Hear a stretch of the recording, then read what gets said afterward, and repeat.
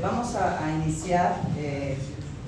Bienvenidos a este curso taller que se ha preparado en conjunto con la Sociedad Civil de Tula y el Comité de Pueblos Mágicos. Pues también una parte importante ha sido la participación de los hoteleros de este pueblo mágico. Entonces, yo me presento, soy la maestra Tenantzin Silva, directora del Centro Hino Tamaulipas, y el curso que hemos preparado se llama Técnicas para la conservación del patrimonio edificado de Tula. En este proceso, digamos, de venirles a compartir algunas técnicas para que nosotros podamos conservar el patrimonio edificado, hemos sumado a algunos participantes. Entre ellos, pues una parte súper importante es la Universidad Autónoma de Tamaulipas, en donde agradezco la participación de la Facultad de Arquitectura, que está aquí con nosotros, y muy especialmente pues, a la doctora Evangelina Alejandra Montalvo Rivero, que es la jefa de posgrado en investigación. Muchas gracias por traer a todo el equipo. Ellos nos van a dar una parte muy importante en este taller.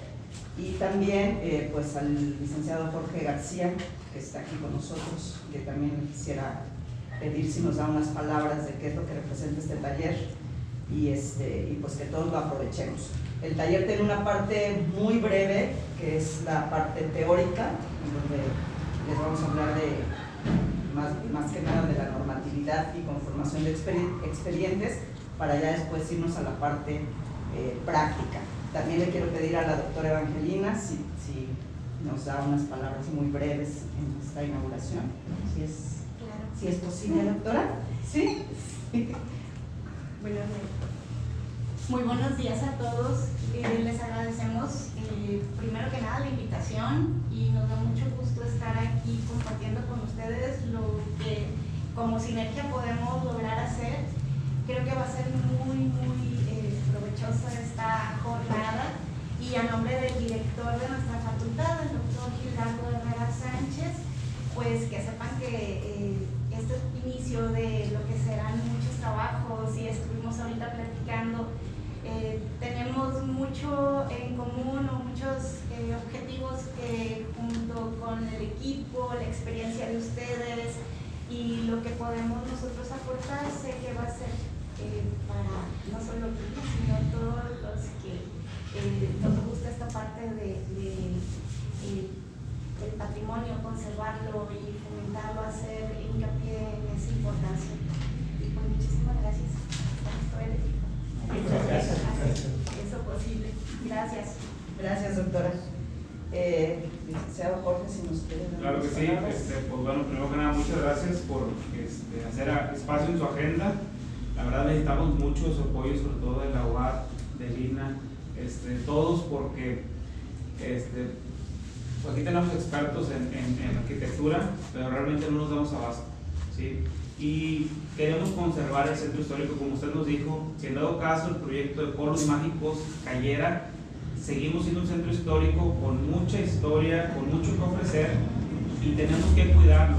Aquí lo que queremos hacer es buscar la manera de no hacer fácil las remodelaciones, pero hacerlas ágiles, porque de por sí muchos no quieren pintar, y ya cuando pintan pues les ponemos ahí trabitas. Entonces queremos que se haga algo más fluido para ayudar a que todos tengan su propiedad pues como debe de ser. Aquí el arquitecto, expresidente Pueblo Mágico, nos ha ayudado bastante, la verdad.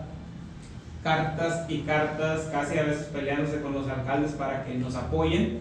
La verdad, si estamos ahorita así y no está pintado el América todo el centro, es porque el arquitecto nos apoyó bastante. Les pido un aplauso para el arquitecto. Les pido, por favor, pues ahora sí que muchas gracias por asistir, Arqui, porque ustedes van a repartir el conocimiento con sus chavos, con sus albañiles, y eso nos va a ayudar bastante. La idea es, para que estén enterados, que próximamente Obras Públicas, cuando soliciten el permiso, les pregunten: oye, ¿tomaste el curso de monumentos históricos? Y, no, consíguete a alguien que sí lo haya tomado, porque él tiene que ser el jefe de obra. ¿sí? Esta es la parte que poco a poco vamos a ir haciendo que todos tomen los cursos para que pues, tengan trabajo, básicamente. Gracias. Muchas gracias. Y justamente una parte importante es esa, el taller se da únicamente para conservar nuestro patrimonio edificado. Tula tiene mucha historia y pues la historia se refleja evidentemente en sus construcciones. Si la perdemos, pues vamos a perder toda la historia de Tula y todo lo que significa el pueblo mágico.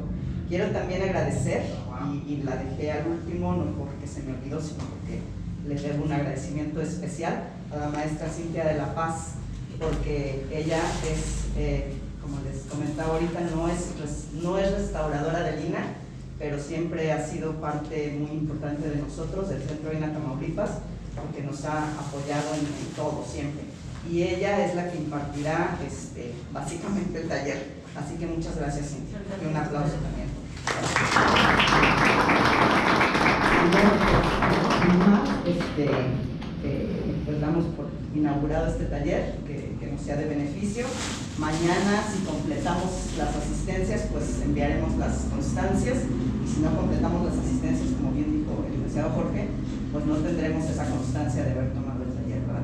Y pues sin más damos por inaugurado, y no sé quién sigue. Pues el ingeniero Luis Emilio Gracia Caballero, personal de Monumentos Históricos, que nos va a hablar de lo que es la ley. Lo que es la ley. Adelante, Emilio. Empecemos por el principio y pues vamos a hablar sobre la ley federal sobre monumentos y zonas arqueológicos, históricos y artísticos, que es la que nos rige pues, a todos nosotros en toda la nación. Y pues el primer concepto que nos dice el artículo 35, que es un monumento histórico, son aquellos bienes vinculados con la historia de la nación a partir de un establecimiento de cultura prehispánica en el país, y en los términos de la declaratoria respectiva por determinación de ley. ¿Qué nos dice eso? Que cualquier asentamiento humano que haya habido antes, cualquier inmueble, ya sea pequeño, que no tenga una corriente arquitectónica o un sistema constructivo representativo, pues puede ser un monumento histórico si pasó un hecho importante. Y el artículo 36 nos habla que por determinación de ley cualquier inmueble dedicado a lo que sea a obispados, casas culturales, seminarios, cualquier divulgación de una corriente religiosa o un monumento, sea un inmueble sencillo, pero que sea construido del siglo XVI al siglo XIX, se puede considerar como un monumento histórico.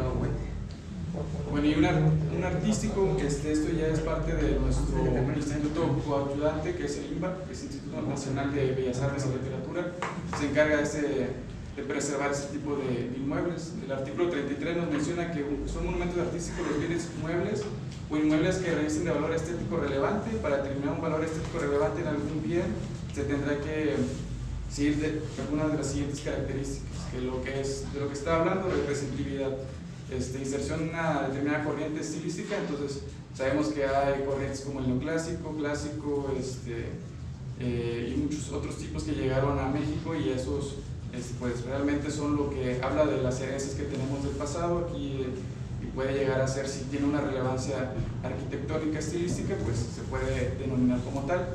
Un grado de innovación, el sistema constructivo, los nuevos formas de construir, porque hay muchos tipos de monumentos artísticos que son de concreto con acero, pero era algo muy rudimentario, que era, pues ya tenemos como 100 años construyendo con concreto, y dependiendo de la relevancia arquitectónica, pues se puede considerar como un monumento artístico. Y los materiales y técnicas a utilizar, esto nos habla de cómo se fueron presentando en las diferentes eras los materiales. Hablamos que, por ejemplo, en el siglo XIX, que todavía puede llegar a ser histórico, pero empieza la aparición del ladrillo, y ya para el siglo XX, que ya es parte de un monumento artístico que se puede considerar, se sigue utilizando el ladrillo como a principios y finales de esos siglos, pero luego hasta el siglo XX encontramos casos muy curiosos de que se sigue utilizando adobe o sillar, pero eso ya es más por la forma que construían en estas regiones. Pero viendo el sistema constructivo, los materiales, nos podemos dar una idea de la época en donde podemos ubicar esos inmuebles. Entonces esto es de las partes que nosotros tomamos en cuenta de acuerdo a la ley federal para considerar un monumento histórico o artístico, y ya eso viene la injerencia que cada uno de los institutos va a tener. Bueno, y entonces uno de los ejemplos de los que les decía era la forma de construir. Ese es el templo de San Antonio de Padua, que pues, su original es una parroquia, fue construida en el siglo XVIII, entonces por determinación de ley entra entre esas épocas de construcción, y pues sus muros son de piedra y rojo. Entonces eso nos habla de que por la zona construían con piedra, y dado que construían con este material, pues tenemos que analizar los sistemas constructivos que tenían, porque pues no nomás era pegar piedra ya, o sea, sí tenían una forma de construir, que es todo lo que analizamos para considerarlo como un monumento histórico. Aquí es donde está el Santander, era una casa de habitación y es una época de construcción del siglo XVIII. Y aquí es otro de los materiales que es muy común en Tula, que es el adobe y piedra. El Hotel Diligencias, uno de los primeros hoteles muy importantes aquí en Tula, tienen también su relevancia histórica de todos los eventos importantes que hubo ahí, aparte de su sistema constructivo y sus materiales. ¿Qué nos dice? Es un monumento de 2 pisos de altura, construido de adobe y bóveda catalana. Bueno, más bien es de barrobloc, de losetas de barrobloc y vigas de acero. Entonces nos habla de que hubo poco acero de lo que iban metiendo para sus construcciones, pero bueno, el material sigue siendo el mismo, que es adobe. El adobe, aunque no crean, sí resiste, nomás hay que darle su mantenimiento.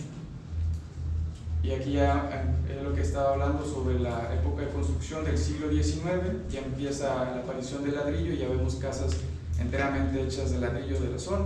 Entonces el color o la pigmentación es ya por parte de la tierra que hay en el lugar, y eso no influye mucho en sus características de sistemas constructivos, pero sí nos habla de que pues, la zona del lugar era de ese color. Y esto ya es ejemplos entre patrimoniales e históricos. Y pues, como ven, son construcciones vernáculas que nos hablan de cómo las personas del lugar, aunque no sean arquitectos o constructores especializados, sabían construir, y ellos hacían sus propias casitas con los materiales de la zona. Y no tiene una corriente estilística, pero es algo que nos habla de cómo construían en el lugar. Y pues sí tiene lógica de construcción, pero pues no fue por un arquitecto o un ingeniero. Nos habla que es piedra del lugar y adobe, con dinteles de madera. Y como ven, tiene la misma línea, la misma altura, y del otro lado es ladrillo. Y ya pasa muy seguido aquí que nomás lo forran de ladrillo por toda la fachada, pero sigue siendo adobe o es un sistema combinado. Bueno, es otro ejemplo de un monumento patrimonial. Como ven, no tiene ningún tipo de ritmo de vanos o de ventanas o enmarcamientos, pero es un sistema que la gente sabe construir aquí. Sí tiene su sistema constructivo, no sé si alcanzan a ver del acomodo de los ladrillos, el cosido, pero es algo empírico que los maestros albañiles aprendieron a hacer, pero no tienen su diseño, no tiene una corriente arquitectónica. Entonces es un monumento patrimonial. Otro ejemplo de un monumento que ese sí es histórico por sus acabados. Sí, tienen ahí unas cornisas, tienen ritmos y las formas que están acomodando los vanos, y todo es de piedra, con pretiles de piedra y muros de adobe, dinteles de madera. Bueno, este es un ejemplo de que pues, no hay muchos ejemplos de monumentos artísticos aquí en Tula, pero es un ejemplo del centro de Ciudad Victoria. Como ven, es una corriente estilística artística que hace que pues entre en la categoría de relatividad, y es de concreto y acero. Entonces ahí es donde hablamos de que ya tenemos casi 100 años, y la gente piensa que a veces es muy común que digan los ciudadanos de que tiene 100 años ya es un monumento histórico. No, pues depende de qué era haya sido. No nomás porque tenga 100 años pues vaya a ser un monumento histórico, hay que ver si es artístico. El ejemplo de la Escuela Primaria Victoria también es del siglo XX, es un monumento artístico. Ahí vemos cómo sí tiene una corriente, tiene pináculos, tiene ventanas que van a un cierto ritmo. Es algo que nos cuenta mucho de quién fue quien lo construyó, por qué lo construyeron así, y sus propósitos, obviamente, que era la ventilación, porque en ese tiempo no había ni abanicos ni aires, entonces permitía mucho a la ventilación. Y es una casa que ya fue construida a partir del siglo XX. ¿Sí? Como ven, ya no son pequeños pedazos o áreas que están hechas de ladrillo, sino que es enteramente, y eso nos habla de que sin ver, por ejemplo, la construcción, yo ya puedo ubicarlo, de que si es muros completos y pilastras de ladrillo, de que es un monumento artístico porque es del siglo XX. Y eso ya a mediados de siglo es como es más común, porque ya la gente, ciudadano promedio, ya puede conseguir ese material. Y bueno, los artículos de la competencia, el artículo 44 dice que el Instituto Nacional de Antropología e Historia se compete los monumentos y zonas históricas, y los monumentos artísticos, pues el Instituto Nacional de Bellas Artes y Literatura. Y esto nada más es cuestión de eras, de unos ciertos años de diferencia, pero nosotros pues en Tamaulipas atendemos todos los casos, trabajando en concordancia con el Instituto Nacional de Bellas Artes y Literatura. Bueno, en pocas palabras, un inmueble construido en el siglo XVI al XIX, que tenga algún evento histórico o que sea una corriente arquitectónica, es un monumento histórico. Y del siglo XX a la actualidad, también con las mismas características de un evento histórico o sistema constructivo innovador o corriente estilística, pues es un monumento artístico. Y eso pues conforma lo que es el patrimonio edificado. Okay. Y hablando un poco del reglamento de aquí, del municipio de Tula, que fue publicado en el periódico oficial en agosto de 2016, pues nos dice que cualquier acto de las autoridades particulares con relación a la traza urbana en las vías públicas ubicadas tanto en la zona 1 central como en la zona 2 intermedia se regirán por las siguientes reglas. ¿Qué es lo que se prohíbe? Modificar la traza urbana, ya sea banquetas, calles, manzanas enteras, alturas,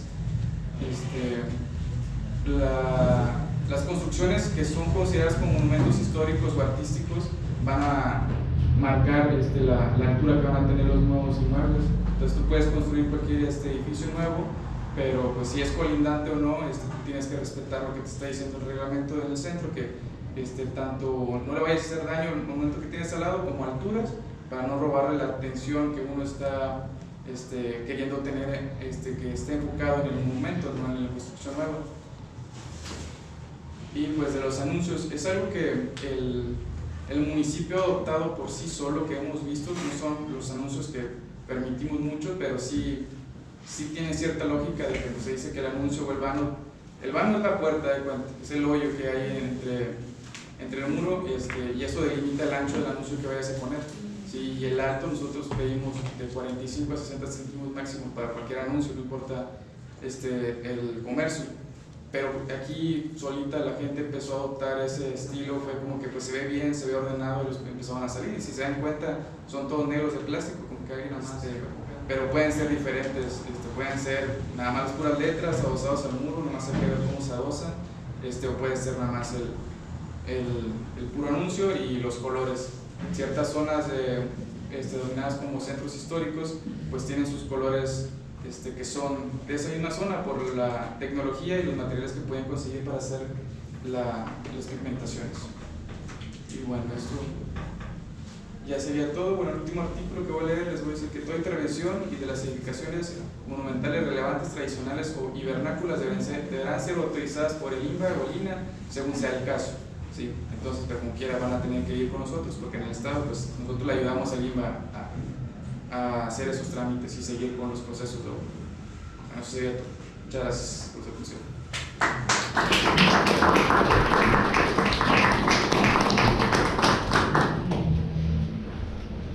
¿Alguna duda que tengan? Para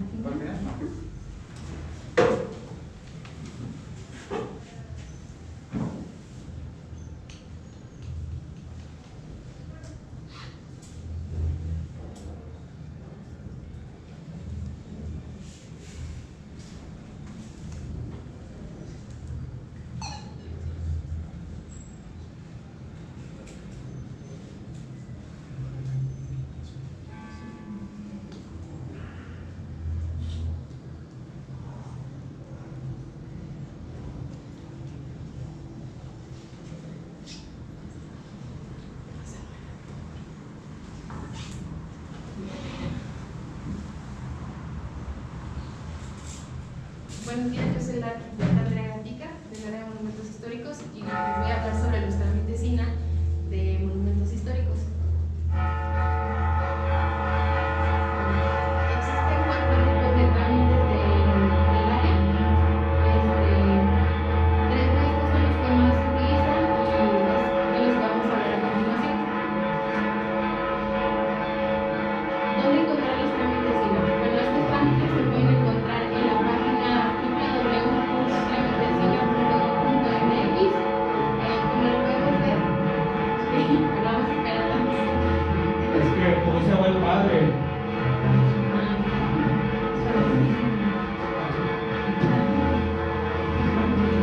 Dura 2 horas.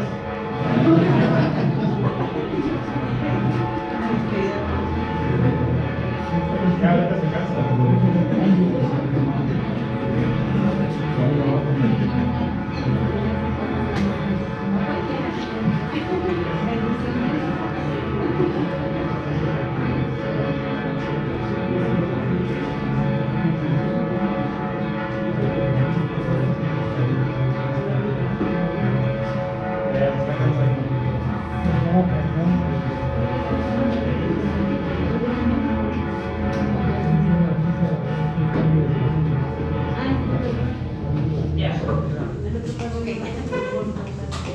¿Dónde podemos encontrar los trámites INA?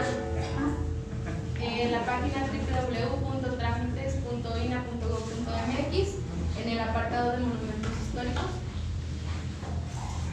No se cambió, ¿no?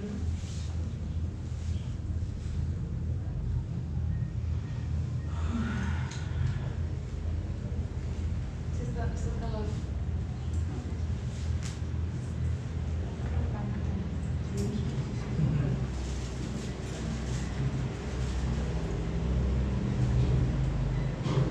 Controlar su premier y eliminar lo que está atorado. Todo está bueno.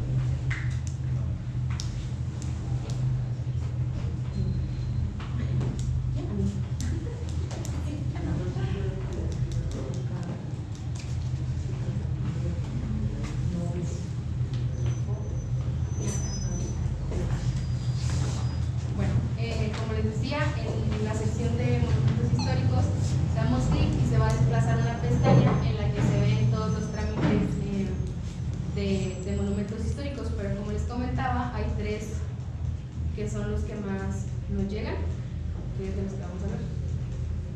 Está el INA 02001, que es la solicitud para autorización de anuncios, toldos y o antenas. ¿Cuándo se debe realizar este trámite? Bueno, este trámite se debe de realizar cuando se esté interesado en instalar pues, un anuncio, un toldo, una antena en un inmueble que esté considerado como monumento histórico, que esté colindante a este o que esté dentro de una zona de monumentos históricos. La documentación para ingresar este trámite es un dibujo a escala del diseño del anuncio, toldo o antena. En caso de ser un anuncio, pues se deberá de señalar el texto. Fotografías a color de la fachada del inmueble o del lugar donde va a estar colocado. Y los documentos legales que acrediten la propiedad del inmueble, como escrituras o en caso de contrato de arrendamiento, deberá llevar una autorización del propietario del inmueble. Copia de identificación oficial del solicitante o propietario. En caso de ser persona moral o jurídica, deberá presentar un documento que acredite su personalidad. En el caso de usar logotipo o que esté en un idioma distinto al español, se debe de justificar el porqué. Nosotros tenemos 10 días hábiles a partir de la fecha de recepción para contestar este trámite. Es un trámite completamente gratuito. La vigencia que se da es por tiempo indefinido y la autorización pues se da mediante un documento oficial. Tenemos lo que es el INA 02002 con sus 4 modalidades A, B, C y D. Este trámite trata sobre las solicitudes de autorización de obra. La modalidad A es para obra mayor, más bien para obra mayor o menor en un monumento histórico. La modalidad B es obra mayor en un monumento, en un inmueble colindante a un monumento. La modalidad C es en un inmueble que está dentro de una zona de monumentos históricos. Y la modalidad D es obra menor en un inmueble colindante a un monumento o en un inmueble que esté dentro de una zona de monumentos.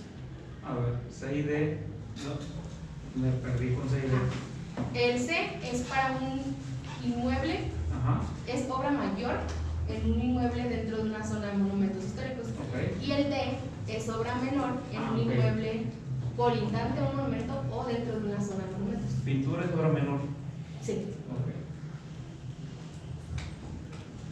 ¿Cuándo debo realizar este trámite? Pues cuando el propietario o arrendatario esté interesado en realizar algún tipo de obra, sea mayor o menor, en un inmueble que es considerado como monumento histórico, colindante a uno de estos o dentro de una zona de monumentos históricos.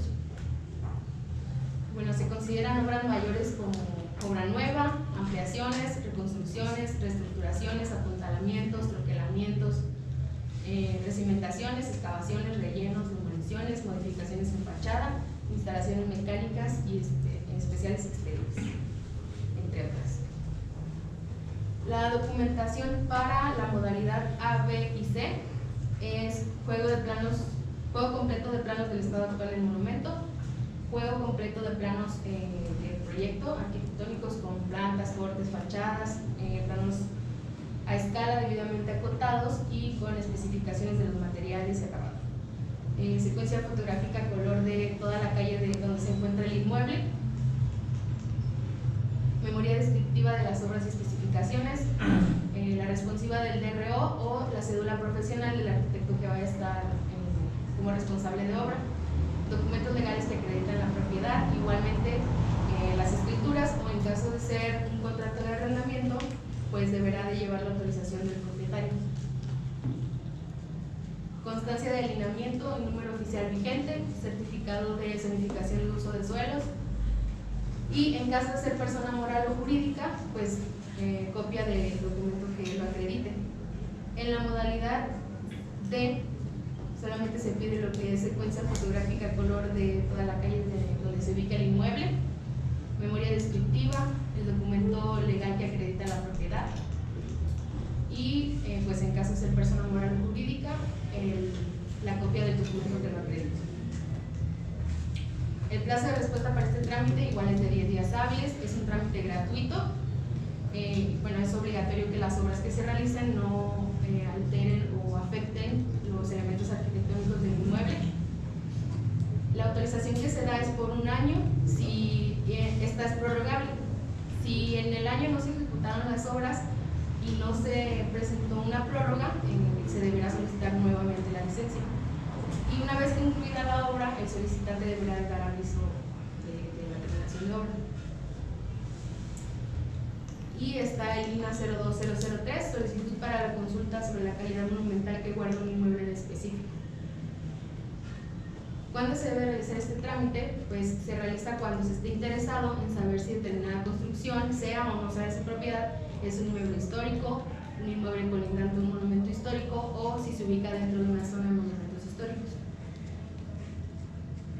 La documentación para este trámite es copia de identificación oficial del solicitante, fotografías a color de la fachada y donde se alcancen a apreciar sus colindantes.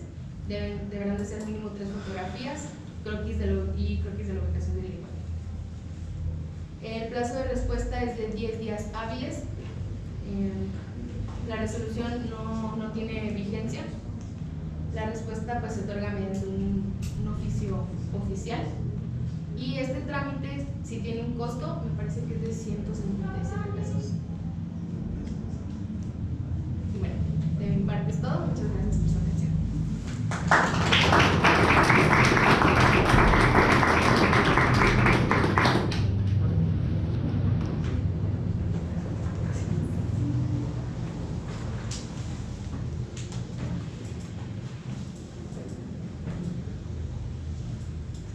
Bueno, que se lo va a terminar eso al paciente.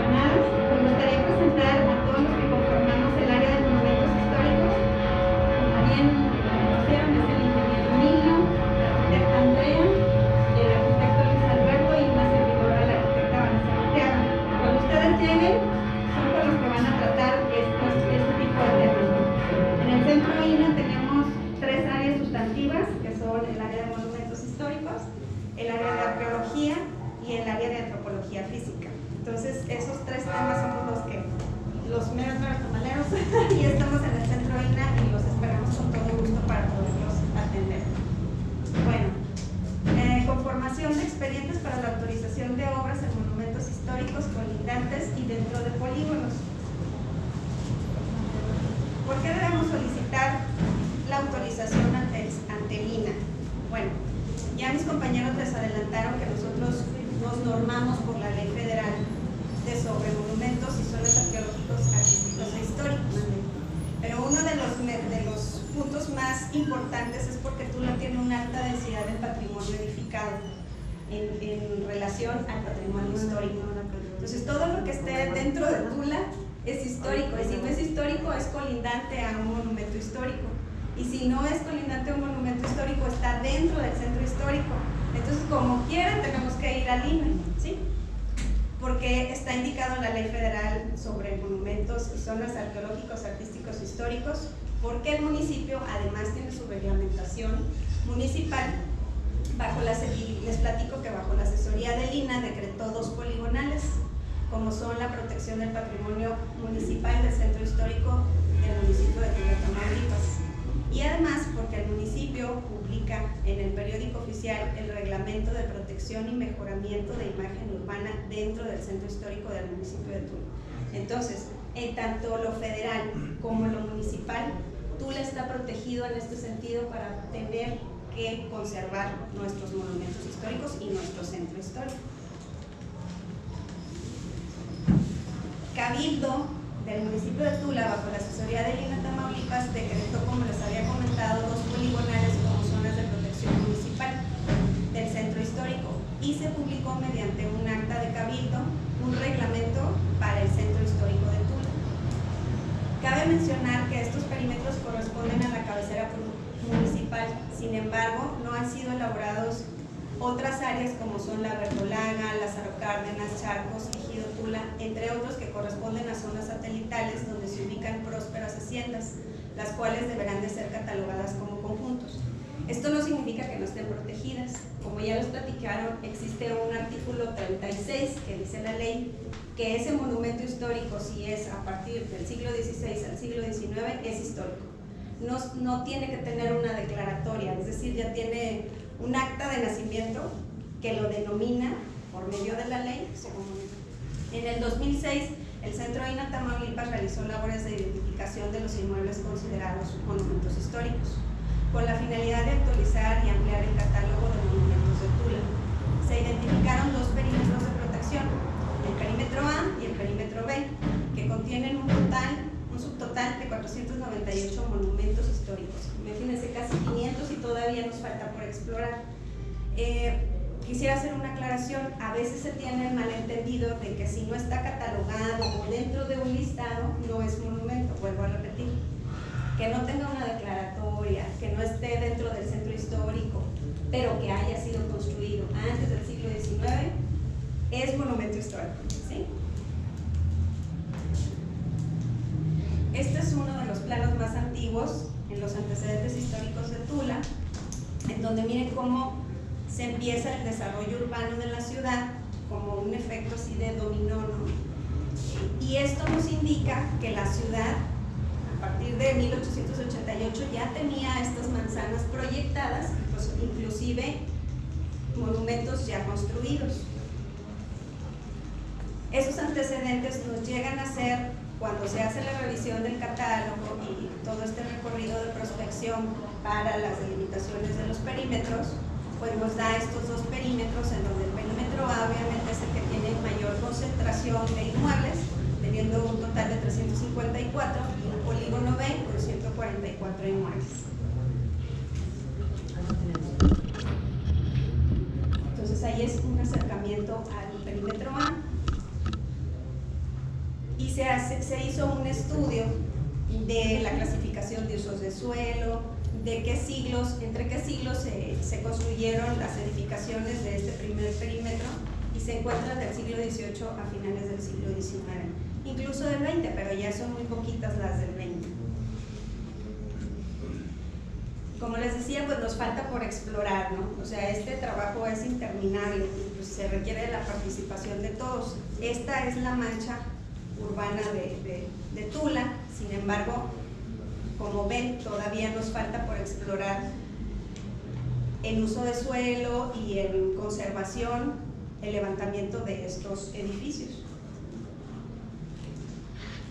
En el 2011, pues se da para beneficio de Tula la declaración de pueblo mágico. Y en aquel entonces, pues teníamos así la ciudad, ¿verdad? Teníamos algún tipo de deterioro sobre las fachadas, y por medio de esta promoción de pueblos mágicos, en la que también tuvo mucho que ver el INAH en su participación para poder justificar por qué Tula era merecedora a este título,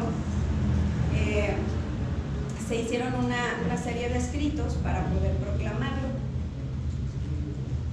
Luego se da la declaratoria y por medio de un recurso que se baja a través del gobierno del estado, se hace toda la promoción de los proyectos para intervención de fachadas. Entonces vemos el cambio, ¿no? Se limpia la imagen urbana, se conservan los aplanados de los edificios, se rescatan colores de acuerdo a evidencias que tenían los propios edificios, o por documentaciones o imágenes que teníamos antiguas, se fue rescatando la imagen de lo que es el centro histórico de Tula. Y aquí cabe resaltar que nos falta mucho trabajo por hacer, que no nada más podemos ver una declaratoria como pueblo mágico por lo que vemos afuera, sino una declaratoria de pueblo mágico es por lo que somos como sociedad y lo que tenemos edificado, pero no solamente de afuera, sino también somos de afuera hacia adentro. Entonces, ¿qué es lo que nos falta? Vemos esas hermosas fachadas, pero por dentro muchos de los edificios que nosotros vemos hermosos por fuera, por dentro se nos están cayendo. Y mucha problemática que tiene Tula es que muchas de las propiedades están intestadas. Entonces, cuando no existe esa figura de propiedad, es muy complicado poderlas intervenir, desde asignarles un recurso que pueda ser estatal o federal, ¿no?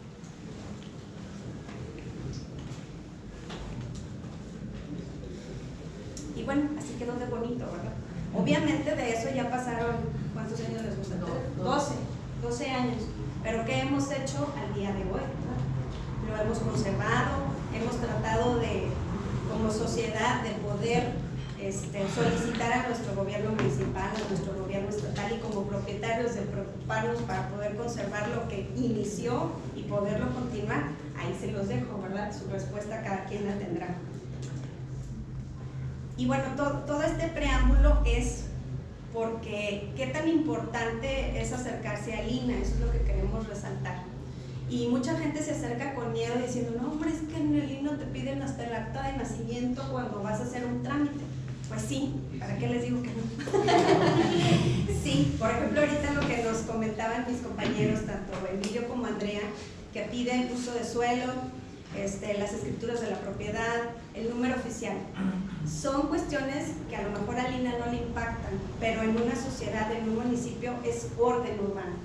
Si no tenemos esos documentos, vamos a seguir, ay no, pues a mí me heredaron la propiedad y yo no sé, ¿verdad? O sea, yo ahí vivo desde hace mucho tiempo. Y es ¿cómo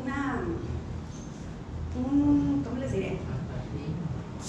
No, pues más bien es que la institución, o sea, federal, quiere que desde lo municipal, que es donde se mueve todo este conjunto de situaciones para poder hacer que se conserve la edificación, que los gobiernos municipales también asuman la responsabilidad de lo que nos compete, ¿no? Y además de que pues, son la instancia que está ahí, ¿no? Que vive aquí y que está en contacto directo con la sociedad para poder promover este tipo de situaciones. Entonces, por eso se pide el uso de suelo y por eso se pide las escrituras. Además de que no podríamos otorgar una autorización a alguien desconocido o que no sea el propietario de esa propiedad, ¿no? Caeríamos en un delito federal. Bien, entonces, cuando ustedes van al INAH y van a tramitar esta autorización de obra o esta calidad monumental, nosotros tenemos varios pasos. En la realidad nosotros hacemos un recorrido a los centros históricos, generalmente, ¿no? Y cuando vemos que una obra que hay una obra sin autorización o que hay un anuncio colocado que no es de la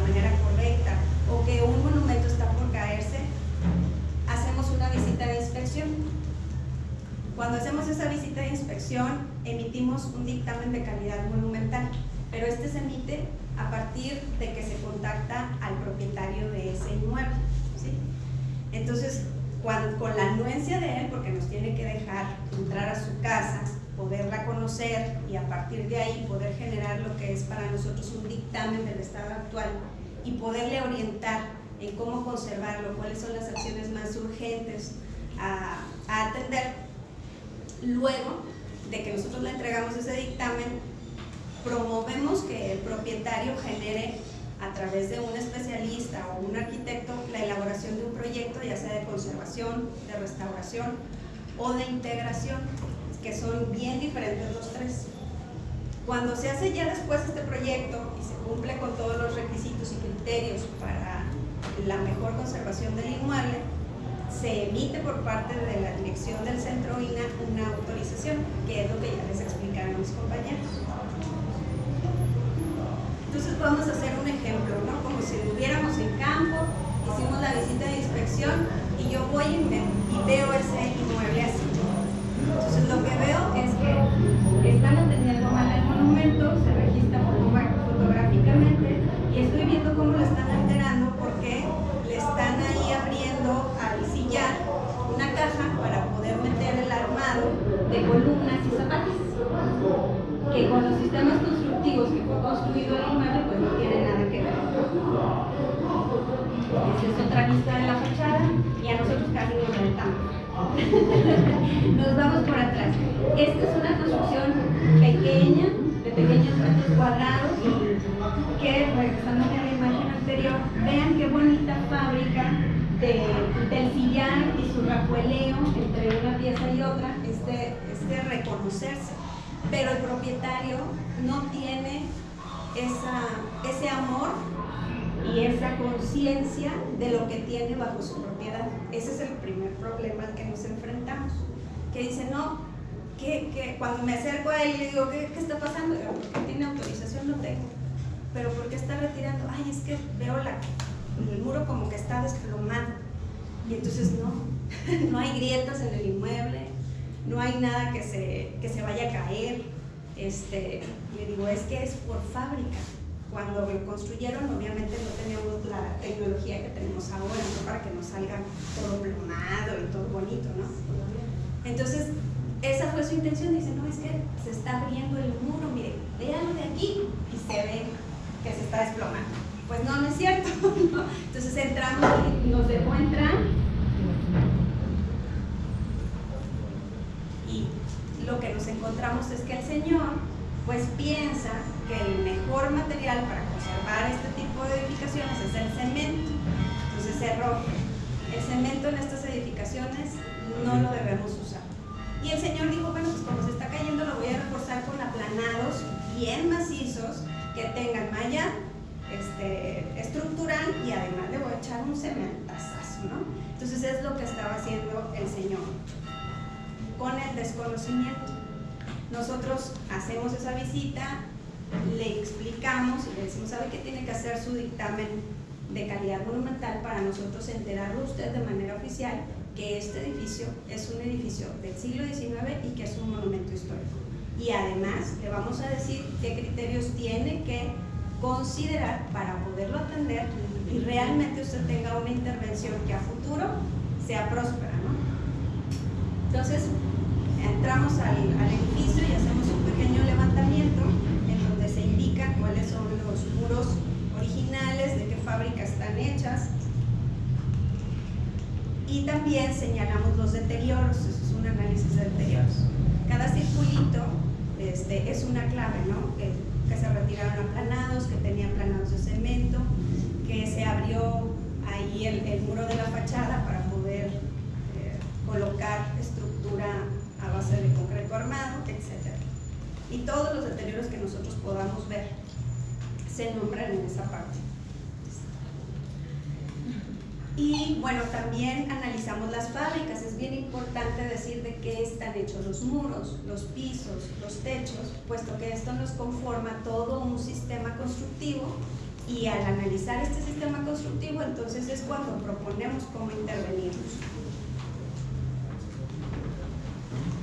Y después le citamos al propietario qué criterios tiene que considerar para la intervención, es decir, si requiere de una memoria de cálculo, si requiere recuperar una cubierta, si realmente existe un desplome como él lo visualizaba y está en riesgo de desplome su inmueble, qué materiales debe de utilizar como la cal, la arena, la cal apagada, qué pisos y qué es lo que le está afectando a su inmueble que él tiene que desechar para poder integrar los acabados que requiere y poderlo conservar.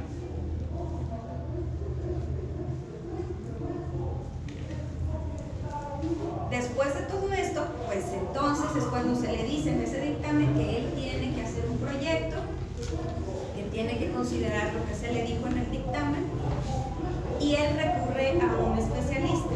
Pero como les digo, son tres tipos, ¿no? Tenemos la conservación para un inmueble histórico, cuando no tenemos dinero y a lo mejor la propiedad está ahí en el abandono, pero toda esta flora parásita no la está deteriorando. Nosotros podemos hacer acciones de conservación para poder evitar ese deterioro, ¿sí? Y esas acciones de conservación, por ejemplo, ahí en un edificio de Tampico del siglo XIX, pues que crecen los árboles por dentro, ¿no? Si desde hace mucho tiempo el propietario hubiese tomado en cuenta que el abandono no es lo ideal, sino mantenerlo nada más lo que es la limpieza, el desenraice, lo podríamos mantener en pie y no generarle problemas estructurales a raíz de que está invadido por tanta rama de árbol que se mete entre la parte estructural maciza del inmueble, ¿no? Otras acciones de conservación son los apuntalamientos. A veces, pues sí, efectivamente el abandono hace de las suyas. Y, por ejemplo, en este caso, en Majixcatzi, sí existía un grave desplome de la espadaña. Entonces, los ciudadanos de ahí de Majixcatzi se movieron, se les orientó por parte del INAH cuál era la metodología a seguir, porque no tienen un recurso amplio para poderlo restaurar. Se hizo el apuntalamiento. Entonces, de alguna manera lo conservamos y todavía sigue en pie. Otra acción pues es el proyecto de restauración. Esto ya es un poco más especializado, generalmente cuando son inmuebles que tienen demasiados elementos constructivos, que no es fácil que un arquitecto que se dedique a la construcción como obra nueva, obra contemporánea, lo pueda visualizar. Sí se requiere de la participación de un especialista, es forzada su participación porque a veces el INAH dice sí a un arquitecto que no tiene la especialización, pero tarda añales en poder ejecutar un proyecto que esté al 100% de acuerdo a los requisitos que se deben cumplir. Entonces, a lo mejor se ahorró el propietario esa cantidad, pero en tiempo, pues ahí nos queda un poco holgado, ¿verdad? Y también es inversión. Entonces, bueno, ahí habría que mediar qué es lo que quiero, rapidez o ser más puntual para poder tener ese proyecto, ¿verdad? Y especializado sobre todo, ¿no? Entonces, bueno, un proyecto de restauración incluye un levantamiento a detalle de un inmueble. En este caso tenemos ahí la planta de San Antonio de Padua. Esta se intervino en el 2000, ¿qué fue aquí? En el 2012. Participó un especialista, participó el arquitecto que se dejó orientar, porque eso también se puede hacer. El arquitecto se orienta por un especialista y le da los criterios para que él en lo operativo ejecute esa obra. Entonces teníamos en esa condición el templo, sufría de todo, de cubierta, de filtraciones, de grietas, de problemas estructurales. Y entonces, bueno, ya con la intervención y con los materiales adecuados, se logra la restauración del templo. Ahora, los proyectos de integración, que también muchos hay en Tula, ¿verdad? Este es un caso en Ciudad Victoria, en la calle 10 Juárez. Antes de los 80s existía esta construcción que ustedes ven del lado izquierdo, la primera. Era un edificio del siglo XIX. En algún momento, en una noche de invierno, llegó el propietario y sin miramientos lo demolió, ¿no? Se demuele total, llega el INAH, se hace acta, un juicio, un proceso, pero pues obviamente ya lo habíamos perdido. Se construye la siguiente imagen, que más o menos, pues obviamente es nada que ver con la primera, sin embargo se rescata en volumen y en algunas proporciones de vanos, forzados, muy forzados.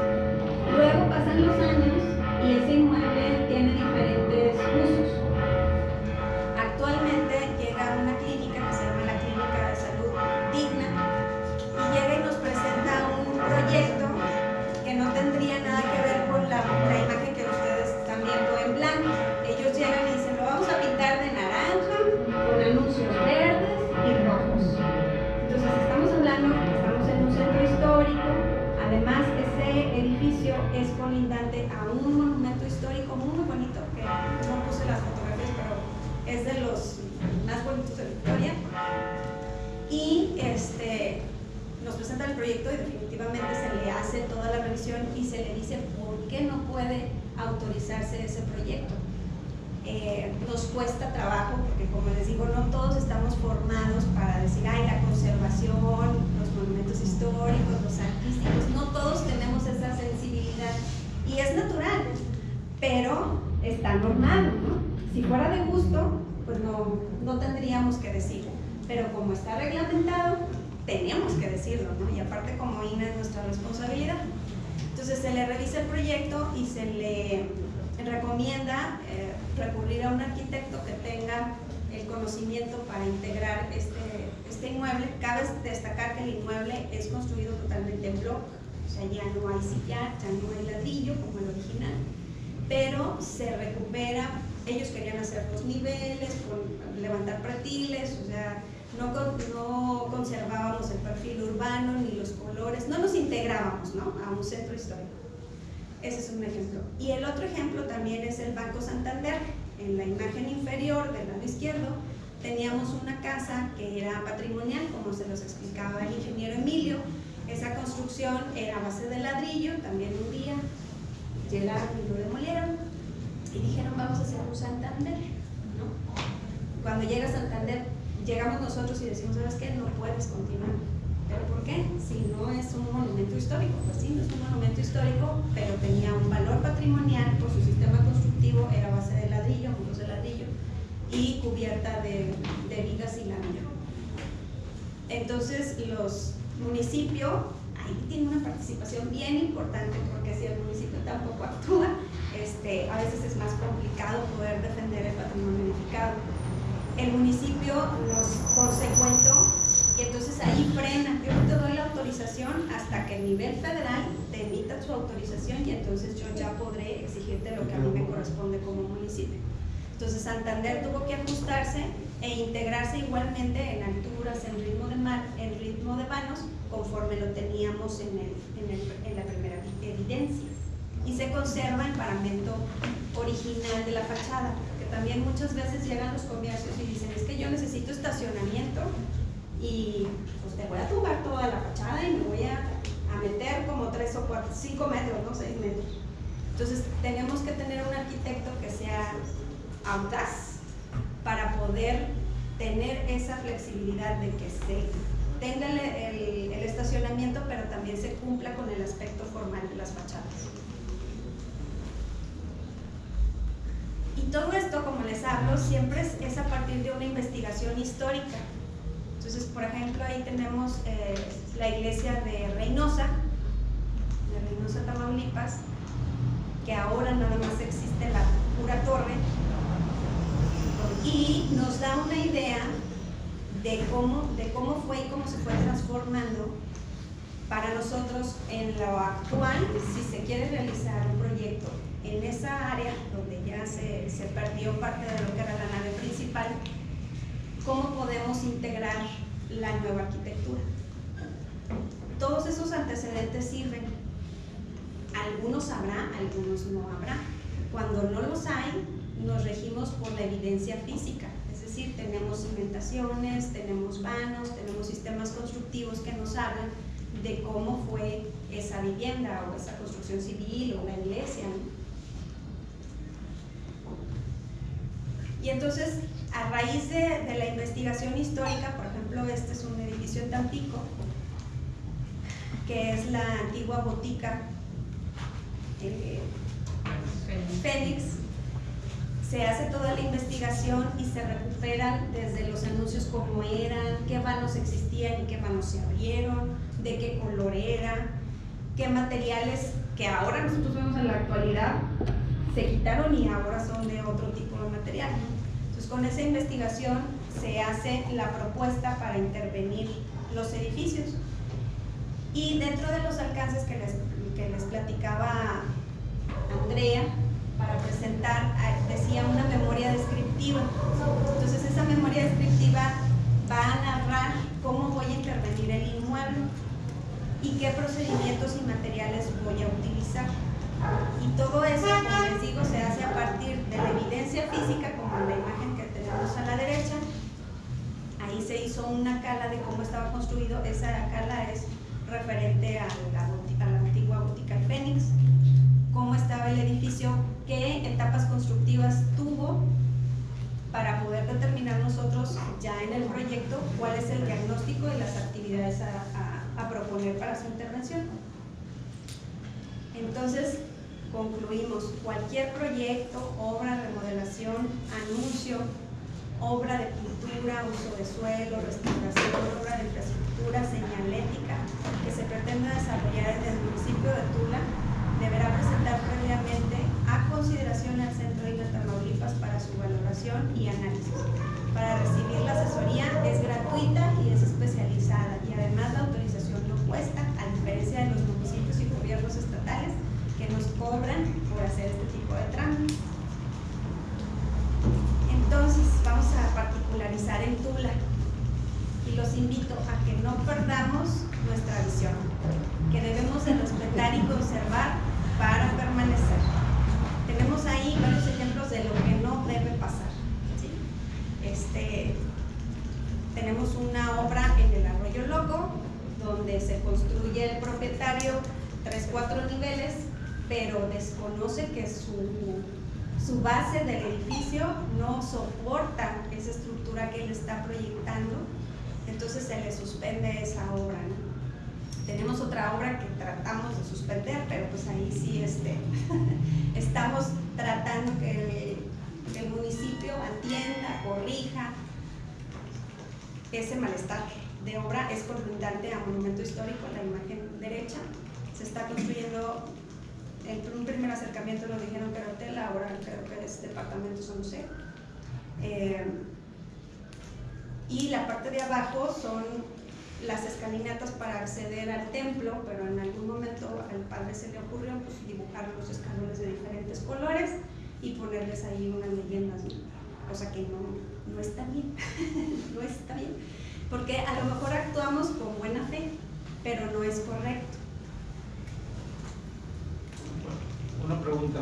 Sí, de regreso. Sí, con lo del el que iba a ser óptica, el Arroyo Loco. Ok, ya se paró, pero tiene ya 5 años ahí. ¿Cuál es la jurisprudencia? Porque, por ejemplo, aquí tenemos varias propiedades que están en buen estado y está el que no quiso entrarle al proyecto de Peña Nieto. Y ahí está cayéndose. Todavía tiene de uno que compitió en el 2008 de política, imagínate. O sea, hay jurisprudencia para quitarle la propiedad, para obligarlo, para... Obligado existe. Y aquí es responsabilidad del municipio llevar un juicio. Es un juicio. Se denuncia ante la PGR, y hace cuenta que cuando la PGR recibe esa denuncia, acude ya a los especialistas para que ellos dictaminen. De que no está manteniendo su... De que su propiedad está en peligro, de que corren, no sé, en peligro los transeúntes, ¿verdad? Y de que está afectando un centro histórico, y de que se trata, no sé, en este caso que me platicas, si sea un monumento histórico o sea colindante o no sé cuál sea la situación. Acá en el Lerdo mercado. Entonces, sí tienen un fin comercial, pero pues les vale el tema de la fachada. Y aplicar la ley, porque por eso yo mencionaba dentro de los reglamentos, o sea, tenemos toda la reglamentación, el chiste es echarla a andar, o sea, que el que esté parado como presidente municipal, el que esté de desarrollo urbano, el que esté de obras públicas, realmente se apoye en lo que dice la ley y se hagan los procesos administrativos correspondientes. A partir de ahí ya entra el INAH para la denuncia y hacer el dictamen correspondiente técnico. Porque realmente todo lo que estamos viendo está muy padre, pero pues don Pedrito, que tiene 80 años, que ya no le importa nada, pues a él le vale, y lo que le pidamos no lo va a hacer, al menos que haya algo cognitivo, algo que Por eso te digo, vea que la se denuncia, afecta. es la denuncia. En el caso de este edificio que está soportado sobre la estructura de Arroyo Loco, hay una invasión de propiedad. Hay una invasión de propiedad. Ahí está ya en el Código Civil Exactamente. para poder hacer la demanda, pero tiene que hacer el municipio. Así es. Porque él es el dueño. Sí, está. Y también o sea, los ciudadanos podemos hacer mucho. Denuncias. Cuando tengamos esa denuncia, la PGR la va a perseguir como oficio, ¿verdad? Y ahí hasta donde pare.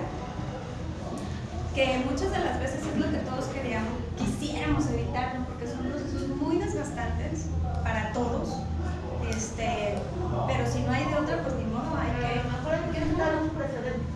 Exactamente, con un precedente ya los demás van a decir, no, pues yo no me meto a ese.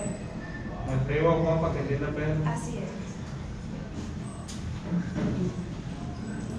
Y bueno, pues la elaboración de un proyecto, como bien les decimos, tiene que ser elaborado por un especialista. Ya mis compañeros les dijeron cuáles son. Este expediente es un expediente chonchito, dependiendo del tamaño del edificio, ¿verdad?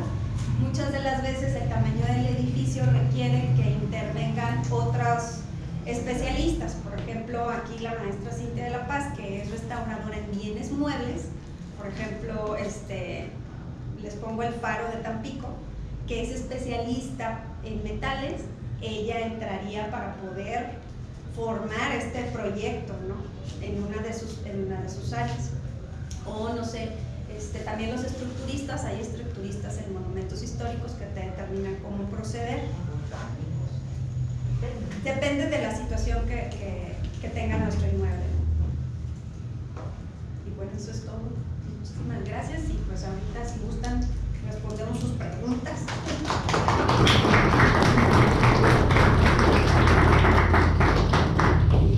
Yo sí tengo una pregunta.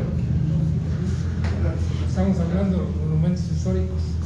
Inclusive viene implícito en la ley que por el hecho de ser construido en tal época ya es monumento, ya se debe considerar como monumento. Pero hay una técnica, no sé, que no se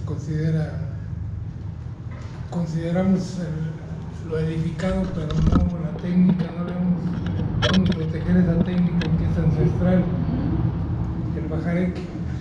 En el ejido Galles Grandes, y ahí existe también Otate, con ese están trabajando con el carrizo y hacen el bajareque, pero yo veo que los municipios les dan bloque y lámina a los ejidatarios en lugar de proteger ese patrimonio que es ancestral. Ese patrimonio se considera de arquitectura vernácula y también tiene protecciones. En este caso sí, a lo mejor para darle mayor certeza jurídica, sí habría que hacer una declaratoria. Sería la manera más directa de poderlo. Como el cabildo. Sí. Cabildo. Que por ejemplo Tula tiene, siempre hemos visto hacia poder tener una declaratoria de Tula, más allá de ser pueblo mágico, tener una declaratoria de zona de monumentos. Y ya están hechos en documentos, catálogos, ya están hechos en documentos, descripciones de cada uno de los monumentos, los registros fotográficos, que son requisitos que se pide a la Federación para poder determinar como zona de monumentos federal. Y esto, además de tener un beneficio para poder conservar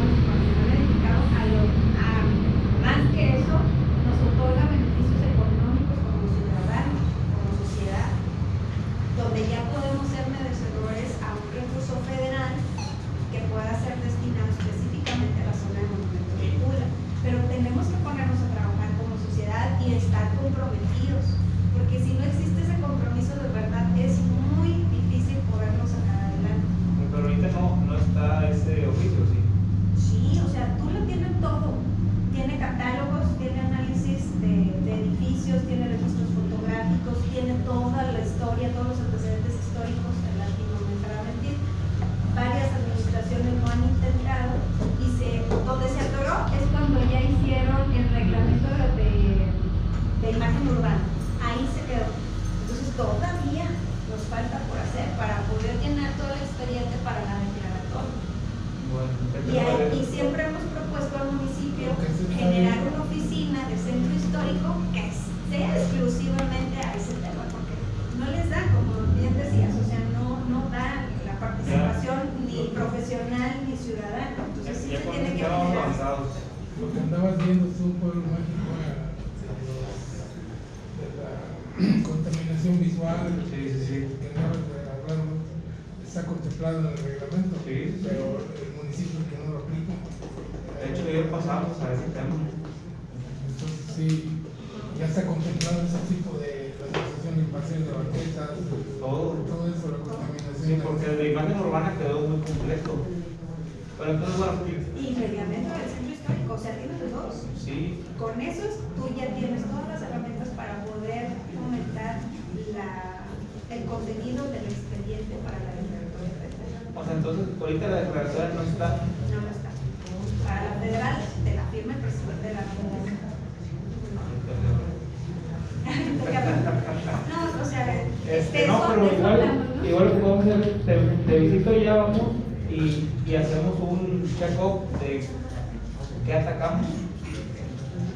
Bien, bueno, pues entonces cerramos y seguimos con la conferencia del doctor de la UAM, que hace referencia a lo que exponía el arquitecto sobre los materiales. No, pero sobre la computadora.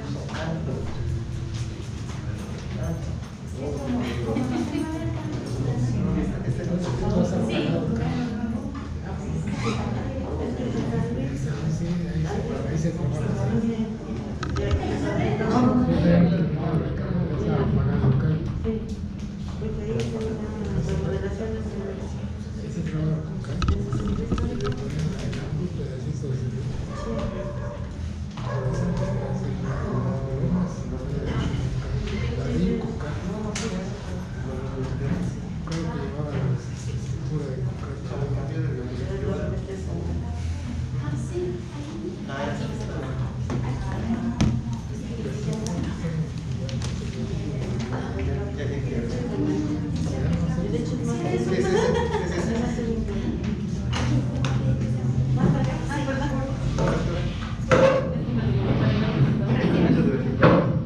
Otra vez buenos días, es muy breve, más que nada es una introducción para presentarnos como universidad y como facultad de arquitectura. Tenemos nosotros ahorita con toda esta nueva compromiso social que tiene la universidad, toda la intención, y estamos empezando a generar todo este contacto con lo que es la sociedad, las otras instancias, y hacer, como les mencionaba, sinergia para todo este tipo de trabajos que a final de cuentas reditúan en el beneficio y en la mejora de lo que es la calidad de vida para todos, en este caso para Tula. Tenemos una gran red de instituciones y universidades con las que participamos. Es toda una red en la que tenemos diversos proyectos. En nuestra facultad hay varias líneas de investigación en donde cada una de ellas tiene sus propios grupos disciplinarios en los que se desarrolla investigación, se hacen aportaciones. A manera también internacional tenemos muchos convenios con diversas instituciones con las que también se trabaja. Entonces la idea es, pues, esta generación de conocimiento, aterrizarla en que no se quede nada más en la parte pues, teórica, sino realmente que con la práctica se hagan proyectos de impacto social y que sea esa fondo se siguen desarrollando conocimientos, que en este caso, pues bueno, sería, tiene que ver toda la parte histórica, la parte de materiales, también el hacer conciencia de que es para el bien tanto económico como de sociedad, y esa parte de integración, y que solo juntos sé que se va a realizar, pues bueno, es muy buen inicio. Y doy la palabra ahora sí a los especialistas, al doctor Edgardo Suárez. Gracias, doctora. Bueno, mi nombre es Edgardo Suárez, yo me encuentro en la Secretaría Académica de la Facultad de Arquitectura, Diseño y Urbanismo, y bueno, como parte de la Secretaría Académica se ven varios proyectos a nivel licenciatura. En esta ocasión voy a tomar algunas diapositivas para comentar del trabajo que hacemos en conjunto de la universidad con las personas y algunas comunidades, bueno, específicamente con los proyectos. Muchas veces pensamos que hablar de proyectos de la Universidad Autónoma de Tamaulipas son cosas muy despegadas de lo que hoy en día vivimos en la ciudad, en las viviendas, y como de forma general sucede en toda sociedad. Pero bueno, no es así. La universidad poco a poco ha ido evolucionando, siempre fue creada para generar conocimiento, pero hoy en día no solamente nos interesa el tener el conocimiento en sí, sino realmente atender problemas que existan en la realidad y que podamos apoyar a la sociedad. Generalmente los estudios podemos hacerlo en varios niveles. Cuando nosotros tenemos un problema que deseamos investigar, y en este caso que va dirigido a los materiales, primero buscamos qué es este material, cómo está constituido, cómo interaccionan los componentes entre sí. Esto nos permite a nosotros hacer explicaciones de lo que ustedes visualizan como un problema. De esta manera, bueno, este es un paper de un autor, donde ven los diferentes tipos de investigación. Cuando ustedes hablan de problemas a nivel macroscópico, estamos hablando de la escala de la derecha, en donde pues lo que ustedes ven son piedras, mezclas, algunos componentes que componen una vivienda. Pero nosotros como institución académica lo tenemos que ir llevando poco a poco a diferentes escalas menores, de tal manera que nosotros podamos conocer qué sucede con los componentes y cómo interaccionan. Esto nos permite realizar investigación en materiales, principalmente materiales vernáculos, en los cuales la facultad tiene grandes fortalezas, pero no lo hace sola la universidad o la facultad. Eso ya es imposible o inconcebible. Necesitamos de esas personas que tienen los problemas. Y esto es lo que nosotros llamamos saberes compartidos. Ustedes, como personas que viven en una vivienda, en una comunidad o en un lugar, y tienen un conjunto de viviendas que están hechas con materiales, muchas veces ya saben o conocen constructores que reconocen técnicas para desarrollar un nuevo material, pero resulta que a lo largo del tiempo a lo mejor no funcionaba como ustedes esperaban. Nosotros lo que hemos realizado es primero caracterizar estos materiales a partir de lo que ustedes ya hacen o lo que las comunidades ya hacen. En este caso nosotros presentamos las fotografías de unas plantas de lechuguilla que se tienen de hecho aquí en Tula. Fue un proyecto que tuvimos hace tiempo, aquí ya es en la facultad. Lo que hicimos fue, venimos a Tula, vimos que tenían plantas de lechuguilla que se usaban para muchos tipos de materiales que se usan también en la construcción. Entonces vimos que tenían un problema, no sabían cómo defender que realmente era durable, veían que tenían algunas deficiencias que se pueden mejorar, y comentaban que mezclado con suelo también veían algunas desventajas.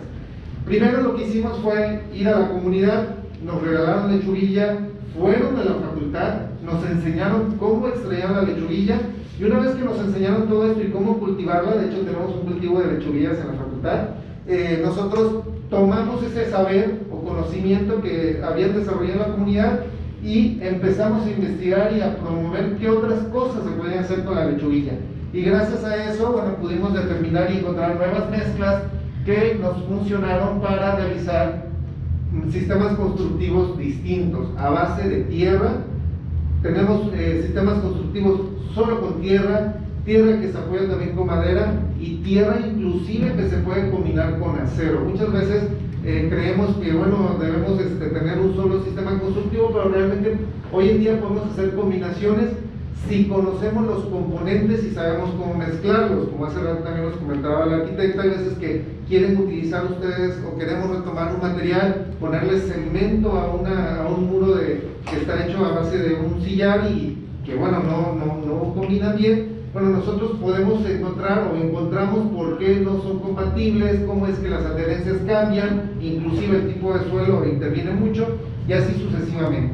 La investigación entonces se apoya con los saberes que ha tenido la comunidad. Bueno, y esto es natural, tenemos que hacer investigación no solamente en un solo punto, en muchos. Hoy en día la universidad y el conocimiento que creamos sí es universal, pero no necesariamente va a resolver un problema de la comunidad. Entonces nosotros podemos tener experiencia en 10 proyectos de tierra, pero podemos tener una vivienda específica que no necesariamente va a responder de la misma manera. Pero gracias a que hemos desarrollado un conjunto de técnicas y pasos para poder realizar toda la experimentación, podemos saber rápidamente qué puede funcionar mejor. Esto lo vemos desde inclusive la perspectiva de las localizaciones de cada una de las zonas geográficas, no solamente del estado, sino del país. Tenemos diferentes formas de comportarse con respecto a la humedad, la altura cambian las temperaturas a lo largo del tiempo, cambian muchas cosas y esto hace también que las viviendas se comporten de diferente manera. Nosotros, por tanto, empezamos a investigar y hemos hecho réplicas, inclusive hicimos una casa de bloques de tierra comprimida con diferente diseño arquitectónico. Y esto también nos ha permitido no solamente respetar los sistemas constructivos que existen en comunidades, en poblaciones, en ciudades pequeñas o inclusive ciudades grandes que tienen todos estos edificios como aquí en Tula, sino que además nos permiten proponer nuevas viviendas que permitan utilizar y rescatar esos sistemas constructivos. Este caso, por ejemplo, es una vivienda que se estuvo desarrollando en el 2007 con bloque de tierra comprimido, que es el taller que se trae el día de hoy, que la doctora Tere junto con el equipo de trabajo nos va a mostrar aquí afuera, en donde con estos bloques, bueno, esta casa todavía está en pie sin ningún inconveniente, tiene más de 10 años ahí, ya hoy en día todavía la pueden conocer si van a ir a la facultad, y no se presentó ningún problema con respecto a los muros. Nosotros, como tal, debemos verificar que el conocimiento es útil y que se pueda aplicar. Una vez que nosotros conocemos los problemas que se presentan en diferentes áreas, los investigamos, realizamos experimentos, replicamos experiencias y podemos publicarlas. Al publicarlas, garantizamos que no solamente es algo que nosotros creamos, sino que además es evaluado a nivel nacional e internacional, y esto nos permite también publicar.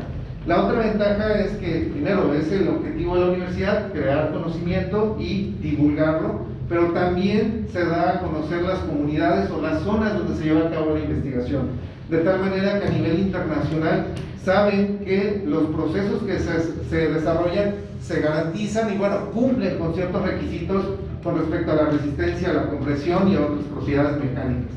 Pero no solamente eso, hay veces, por ahí han de haber escuchado ustedes que las viviendas de tierra son mucho más frescas, que son mejores. Bueno, nosotros tenemos los papers, hemos sacado los artículos en donde explicamos cómo es que esto es verdad y nadie puede negarlo. Cuando una vez tenemos un modelo matemático que ha sido ya estudiado a nivel nacional e internacional, y la ventaja es que este modelo de cómo se comportan los muros de tierra en toda esta zona nos han funcionado en otras, a nivel nacional también, en donde podemos replicar y saber por qué realmente es más fresca una vivienda de este tipo que con respecto a otra a nivel industrial.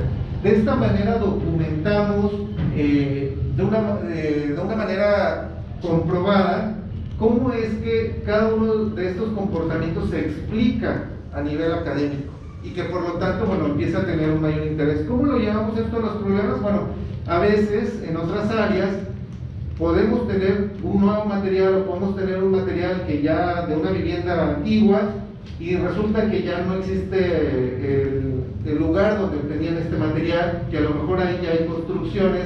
Entonces nosotros podemos hacer investigaciones también de compatibilidad, ver el material que ustedes tienen en su vivienda. Elina, por ejemplo, nos dice, ¿sabes qué? Tenemos estas características, pero el suelo se encuentra a 2 kilómetros. Entonces podemos hacer nosotros estudios y ver si realmente puede funcionar para lo que ustedes necesitan en sus construcciones. Esto, bueno, desde niveles teóricos muy bajos como nivel molecular, donde nosotros podemos ver exactamente qué sucede con los componentes, con las partículas, y esto nos ha llevado a generar aditivos inclusive para poder mejorar también extracciones. Muchas veces se trabaja con mucílago de nopal y las técnicas en las comunidades les dicen que se deja macerando una semana y bueno, varios procesos que nosotros hemos podido reducir a 24 horas.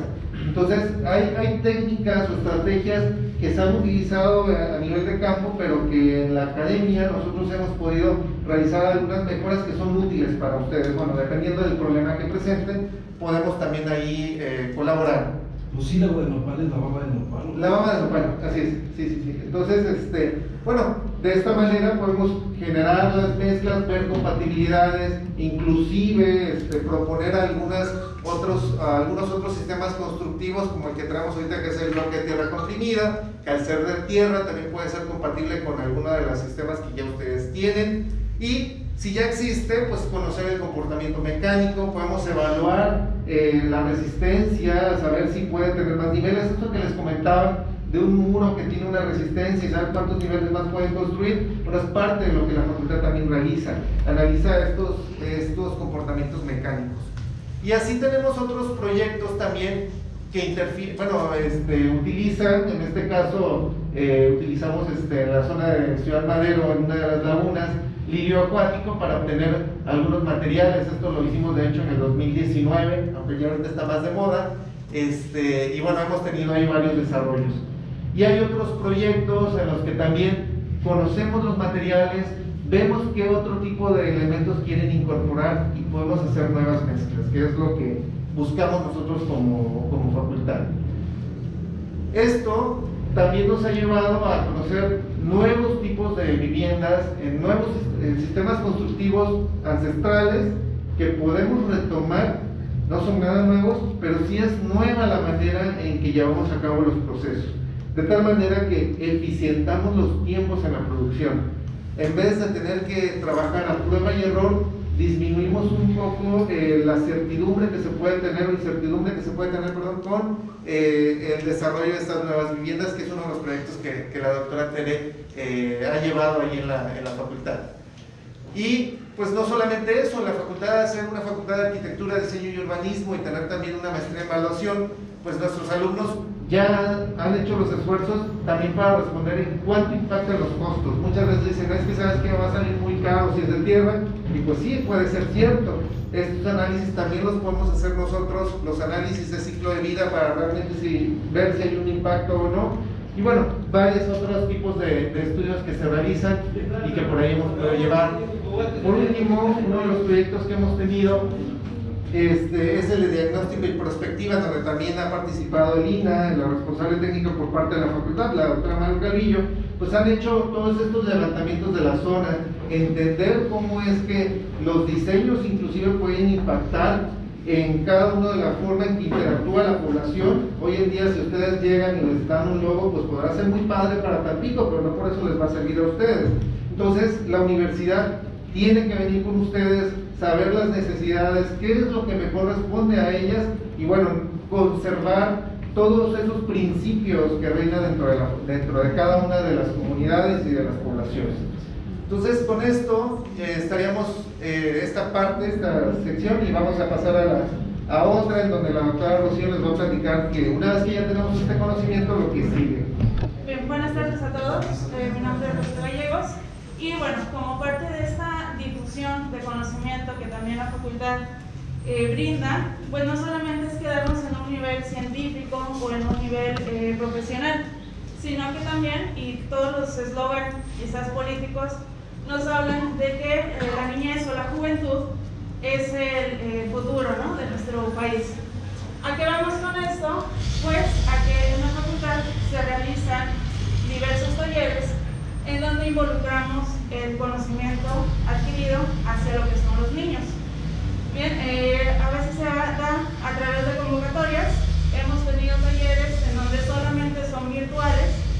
Se les ha hecho llegar, sobre todo ahorita en pandemia, lo que fueron los kits, en donde ellos pudieron trabajar desde sus casas y realizar ciertas actividades en donde se realiza o se obtiene esa curiosidad hacia los niños. Bien, y entonces así ya estamos fomentando esa base en donde no solamente el niño se queda con la idea de un edificio muy bonito, de un edificio estructural, de un edificio de acero, sino que también estamos retomando esta, para poder fomentarle esta curiosidad al niño. Bien, obviamente tratando de despertar, ahora es que jalar clientes, bien, la vocación pues a nuestra facultad, bien, pero sobre todo el tener o el darle este conocimiento que ya estamos adquiriendo a los niños. Hemos tenido diversos talleres, me ha tocado participar en algunos.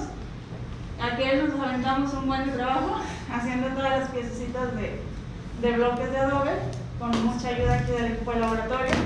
Se les hizo llegar a los niños. No, ese fue presencial, ¿verdad? El de los niños, el de la casita de allá de la imagen inferior derecha fue presencial, se les dio el kit y los niños encantados en el taller realizando su casita. Las entrevistas que están las ligas, no sé si se las hagan llegar, entrevistas que se les hicieron a los niños, ya teníamos ahí 30 arquitectos, futuros arquitectos. Entonces es importante también esta parte de la difusión, no quedarnos en un nivel científico, en donde a lo mejor no es el lenguaje para todos. ¿Entramos en discusión? No, ya es la que seguimos. Ok, bueno, pues por mi parte ya está, esta participación. Pues buenas tardes nuevamente a todos, mi nombre es José Francisco Pérez Sánchez, actualmente soy coordinador del Centro de Investigación allí en la Facultad de Arquitectura, ya por ahí las personalidades del INA nos han acompañado y pues bueno, ya vimos lo académico, la parte de divulgación, pero también tenemos actividades que involucran el trabajo con los municipios. Y creo que esta es una parte muy importante porque resaltamos y vivimos en primera persona la importancia precisamente de impulsar lo que el INA está trabajando aquí en Tula, el rescate de los edificios históricos, el mantenimiento, las intervenciones adecuadas que se deben hacer para preservar no nada más las condiciones físicas, sino también esa herencia cultural que nos han dejado nuestros antepasados. ¿Cuál fue el problema en la ciudad de Tampico? Que muchos de los edificios que ya fueron construidos entre 1900 y 1920, ya en la actualidad, aunque están hechos en su mayoría con ladrillo, ya muchos fueron intervenidos con concreto y acero, no recibieron el mantenimiento adecuado. Y a la fecha han sucedido accidentes en donde ya las estructuras están colapsando, ha habido catástrofes, han muerto personas por estas situaciones. En las últimas inclemencias climáticas también hubo edificios que se cayeron, se sufrieron derrumbes, precisamente por no tener esa intervención y esa participación ciudadana, municipal y de entidades como el INA, como el INVAL, para poder hacer las intervenciones adecuadas a estos edificios. A nosotros nos tocó entonces hacer recorridos en el centro histórico para nada más identificar cuáles eran los edificios que necesitaban esas intervenciones, tanto en marquesinas como en la parte estructural, para comenzar a motivar e incentivar precisamente que los propietarios de estos edificios pues comenzaran las acciones como las que están viendo hoy aquí en este taller.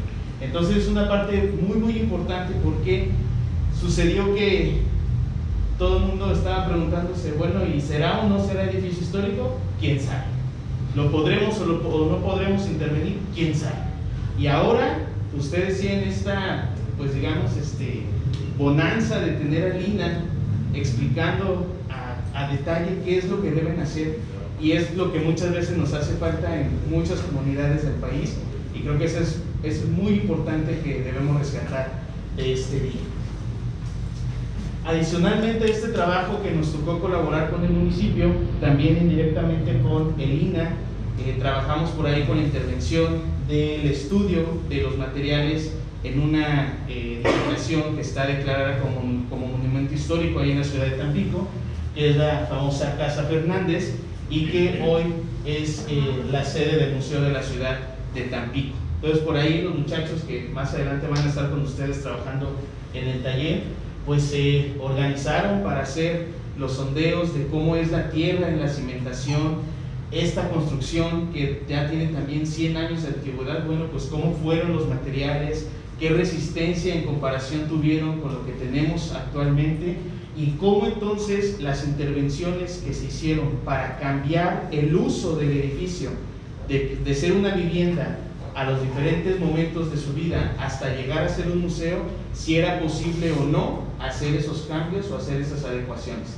Entonces ahí es donde intervenimos nosotros con la parte de la academia, el conocimiento generado a través de los años y también ya la parte de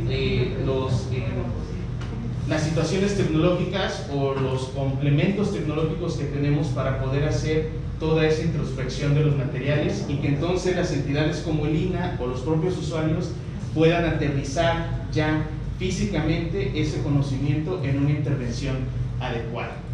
Y como lo comentaba, pues bueno, esto también, esa transferencia, pues va orientado hacia impactar diferentes comunidades o diferentes ámbitos de la sociedad, y no nada más lo hacemos con los municipios, sino también con otras instituciones, y tenemos cierta relación, tenemos mucha relación con otras instituciones universitarias o también gubernamentales que nos intercambiamos, ¿no? Porque ahora todo es pues compartir. Ya si ustedes van a las redes sociales, todo el mundo está muerto por compartir lo que vive, lo que hace, lo que come, a dónde va. También en el quehacer científico, eso es lo que queremos hacer. Y eso lo hacemos a través de un centro de investigación en conjunto con el laboratorio de materiales ahí en la facultad. Y lo que hacemos básicamente pues es caracterizar esos materiales que ustedes tienen aquí en su comunidad o que de cierta forma nosotros intervenimos o desarrollamos para saber cómo y dónde se pueden aplicar y cuáles van a ser sus propiedades a futuro. Y eso es lo que hacemos entonces también como parte del trabajo académico, científico y tecnológico, así como de innovación en nuestra facultad.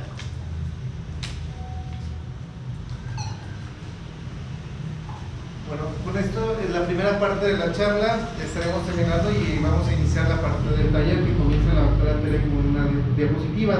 Si tienen alguna duda o pregunta de esta primera parte, pues estamos abiertos a ellas.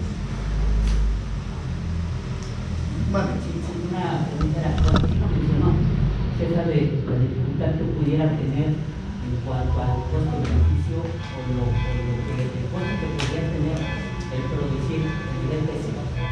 Ahora, esta parte nosotros la hemos puesto en varios de los artículos que hemos publicado para determinar los costos. Sí llegan a ser mucho más bajos. Generalmente, por ejemplo, el edificio que les mostré costó alrededor de entre 40 y 50% menos que una vivienda con materiales industrializados, o sea, con bloques y concreto, ¿no? Y bueno, hasta ahora ha funcionado con un periodo de vida de 30 años, que es lo que generalmente, bueno, se diseñaba anteriormente. Entonces, sí hemos visto que los montos, en dependencia de quién los haga, porque estoy hablando de un costo, si usted contrata la mano de obra. Pero también ha sucedido que en muchos casos existe la autoconstrucción, en donde la misma familia toma el material y realiza todo el proceso de obtención. En ese caso disminuye muchísimo porque ya no se tiene el costo principal, que es el de la persona que hace todo el proceso, que de hecho es una de las estrategias que hemos seguido aquí, explicarles cómo se hacen, que conozcan la máquina, a alguna persona que le llegue a interesar, bueno, sepan que existe y que pueden adquirir una, es muy económica también, y que pues se puedan hacer muchos elementos con este equipo. Y otra más. Sí, obviamente tierra tenemos en todos lados. Así es. Pero la calidad o la diferencia de las calidades entre diferentes áreas o regiones, o sea, ¿cómo saber? Eso es lo que les va a explicar la doctora Tere. De hecho, es parte del taller. Sí. Yo tengo una pregunta. ¿Habrá forma que por medio de la UAR hiciéramos un plan, un proyecto de concientización aquí al primer cuadro? Sí, de hecho eso es lo que más. Eso sí es parte del trabajo que tiene el cometido de la universidad. Entonces, una de las razones por las cuales venimos aquí todo el equipo de trabajo y diferentes áreas es precisamente para abordarlo y ver todas estas posibilidades. Podemos hacer inclusive los talleres de concientización que tenemos para niños, Hay otros que están dirigidos también para adultos, pero bueno, esto yo creo que lo podemos ir también trabajando. Nuestros contactos están en la diapositiva, les podemos dejar la presentación. Y bueno, con todo gusto. En Linda, pues tenemos una relación con ellos en los que referente al estudio de materiales y algunos componentes, a través de ellos podemos trabajar. En el caso de los talleres, yo creo que puede ser igual. Ina, que como en esta ocasión nos ha invitado y a través de ellos hemos hecho esta plática, hacer pláticas adicionales a diferentes públicos, ¿no? O inclusive a la mejor de una escuela, o no necesariamente venir. Tenemos también todos los talleres a distancia, transmitidos en Facebook, transmitidos en YouTube. Hemos hecho varios talleres inclusive de esa manera. Entonces podemos trabajarlo. Sí, el hecho de involucrar a la máxima casa de estudios del Estado es justamente esa, ¿no? Que veamos, o que nosotros como INA, a petición, ¿no? Estamos sumando a personas o a instituciones que valen mucho la pena, que sabemos que pueden hacer cosas, ¿no? Entonces yo creo que la facultad puede hacer ese trabajo. Por eso está aquí, ¿verdad? Para concientizar y para que ustedes vean también cómo ya existe muchísimo trabajo adelantado en materiales que ustedes usan o que ustedes deberían de usar normalmente, ¿no? Entonces, justamente es para eso que ellos están aquí, ¿no? Para esa concientización y pues para sumarse a todo este rescate. Muy bien, gracias. Entonces lo vamos trabajando. Muchas gracias. Y bueno, a continuación la doctora Tere va a ir comenzando con la parte del taller para en unos momentos abrir. Gracias, doctor.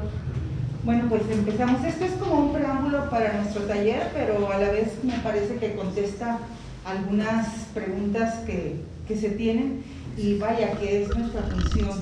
Sí, nosotros nos interesa muchísimo tener participación social, porque creo que es como una deuda, ¿no? que se tiene, que mucha de la investigación se quedaba en las bibliotecas, en los repositorios, pero no llega a las personas donde también se puede aprovechar realmente, aterrizar, materializar el conocimiento y difundirlo, como dijo la doctora Rocío, pues de una manera coloquial y muchas veces lúdica, haciendo participar a niños. Entonces, pues nosotros vamos a trabajar con algunas pruebas. Bueno, hay muchas pruebas, más de 14, 15 pruebas que se pueden hacer, contestando su pregunta si quieres pasar, doctor. Bueno, no me adelanto. En la facultad, diferentes docentes investigadores han realizado pruebas de laboratorio buscando la tecnificación de materiales, pero pues de todos los saberes ancestrales que ya se tienen. Nosotros aprovechamos ese conocimiento y le ponemos más de nuestra curiosidad para poder trabajar. Entonces ha habido resultados interesantes. Esto me parece que fue para un muro de tierra vertida, que es una técnica que también ya tiene muchos años y la retomó la doctora Yolanda en sus trabajos. Entonces se le hacen las revisiones y se busca mejorar la durabilidad, básicamente, y algunas de sus propiedades. Entonces nosotros hacemos ese trabajo, pero ya lo traemos para una asistencia técnica a la comunidad. Entonces, en el campo, ¿cómo puedo saber si sirve el material o no sirve? Pues en principio debemos identificarlo, ¿sí? Y la identificación no es tan compleja. Bueno, sería fabuloso, ideal siempre tener a la mano un laboratorio ya bien establecido, pero se puede hacer un laboratorio de campo con pocos aditamentos, con pocos materiales, y en principio pues identificar la composición de la tierra, ¿sí?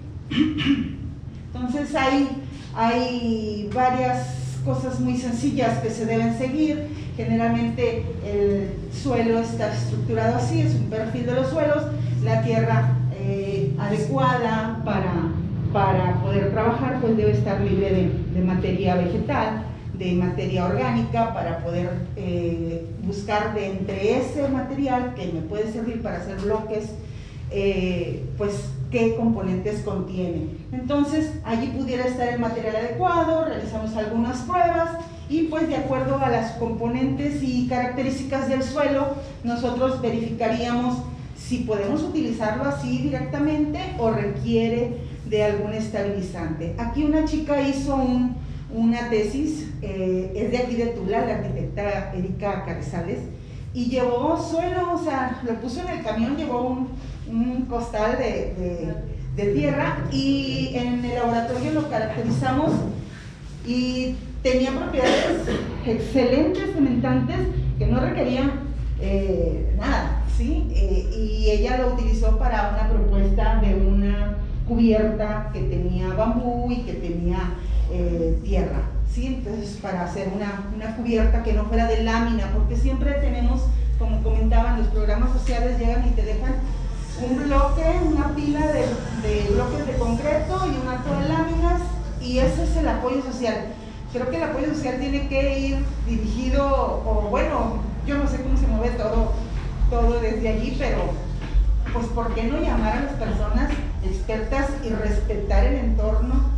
Porque se ven esas casas, nosotros hemos hecho varios recorridos por la Huasteca y está la vivienda de Bajareque, hermosa, y atrás una vivienda de construcción con material convencional, que pues no la podemos satanizar tampoco porque ha servido bastante, pero no es el lugar donde debe estar, ¿sí? Entonces, ¿por qué no darles técnicas con los materiales que ustedes ya conocen, ya han utilizado y pues que han tenido a través de las pruebas que nosotros hacemos en laboratorio, que demuestran que tienen durabilidad, tienen resistencia, tienen seguridad, o sea, todo eso provee. Y entonces, pues aquí hay algunas pruebas, no se alcanzan a ver perfectamente porque las quise poner todas en una lámina. Prueba de lavado de manos, tan solo como tomar el material y si se te queda pegajoso, pues seguro todo tiene arcilla, ¿no? Y a lo mejor es muy plástica, o si se te limpia, no, pues tiene limos, tiene arena. Del color, para ver si es amarillo o un color claro, brillante, pues seguro son materiales inorgánicos, etcétera, etcétera. Y así me voy con diferentes, si está hasta de dental, dicen una prueba, que pues muerdes un poquito de tierra y si está granulosa, pues dices tiene arena, menos granulosada, seguro tiene limos, y pues si está suavecita, pues es pura arcilla. Y son diferentes pruebas. Aquí en alguno de los talleres que dábamos a los niños les explicábamos el de la botella, que ese es muy tradicional, de sedimentación, ¿no? Cómo se van, metes un poco de tierra en una cuarta parte más o menos y agua, 3/4 partes en una botella, lo agitas y por sedimentación pasan unas horas y se acomoda el material y pues se observa si tiene mucho materia orgánica, si quedó muy turbia, si se queda limpia, pues seguramente es un buen material, y así podemos ir identificando ese tipo de materiales. A nosotros nos ha sido muy no sé qué palabra usar, pero no, con los niños, o sea, responden de una manera fantástica y lo que dicen es que no quieren cambiar ya, pero a ellos van perdiendo la identidad de lo que es el patrimonio, de identidad cultural, el valor patrimonial, porque pues simplemente ya no conocen las técnicas, ¿sí? Nosotros fuimos a un taller a La Lima en Ciudad Valles y decían, en lugar de habernos dado una casa, nos hubieran dado esa como la prensa que tenemos aquí. Esa prensa cuesta 18, 25 mil pesos y con esa pueden hacer muchas cosas, ¿no? Entonces, una manera de no hacer bloques de concreto. Entonces, aquí hay algunas pruebas de campo. Adelante, doctor. Nosotros vamos a trabajar bueno, no vamos a hacer adobes nosotros, pero pues hay algunas proporciones, pero vamos a trabajar en la prueba de hoy con la prensa mecánica. Esta es una de las que existen, que la usamos en un taller, pero hemos traído nosotros nuestro propio material porque no sabíamos cómo iba a estar aquí.